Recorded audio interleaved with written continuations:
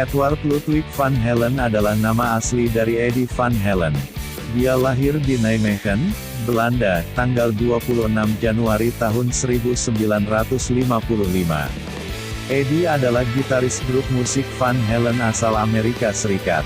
Eddie Van Halen dikenal sebagai salah satu pemain gitar elektrik yang memiliki banyak inovasi permainan, sehingga namanya dikenal luas. Grup musik Van Halen sendiri populer di seluruh dunia pada tahun 1980-an. Ia dan saudaranya, Alex Van Halen, lahir dari pasangan Jan Van Halen, seorang pemain saksofon Belanda yang memiliki keturunan Swedia, dan Eugenia van Beer, seorang Eropa Indonesia, Indo, dari Rangkas Bitung. Keluarga ini beremigrasi pada tahun 1962 ke Pasadena, California. Pada tahun 1974, bersama Alex, David Lee Roth, dan Mark Anthony, Eddie membentuk grup rock yang diberi nama Van Halen. Permainan gitar Eddie menjadi nyawa dan ciri khas grup ini.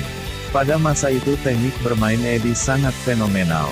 Sound yang dihasilkan oleh gitarnya, mudah dikenal karena Eddie juga memasukkan teknik wing bar yang ciamik. Tahun 1984, Van Halen merilis lagu Jam yang sangat terkenal. Lagu ini menjadi semacam lagu wajib penggemar heavy metal. Permainan gitar Eddie pada interlude lagu ini, sangat liar dan dikagumi. Eddie pun dianggap sebagai dewa gitar terutama untuk musik heavy metal. Bahkan hingga sekarang, teknik Eddie bermain dalam lagu ini, masih dipelajari oleh gitaris-gitaris muda. Sejalan dengan perjalanan Van Halen, gaya permainan gitar Eddie pun terus berkembang. Salah satu penampilan Eddie yang fenomenal ialah saat ia bermain bersama Michael Jackson dalam lagu Beat It. Semenjak saat itu, nama Eddie Van Halen menjulang tinggi. Karena nama besarnya, Eddie sering diminta untuk melakukan coaching klinik di seluruh dunia. Ketika Van Halen sudah tidak aktif lagi, Eddie terus bermain bersama musisi lain termasuk anaknya Wolfgang, yang jadi pemain bass.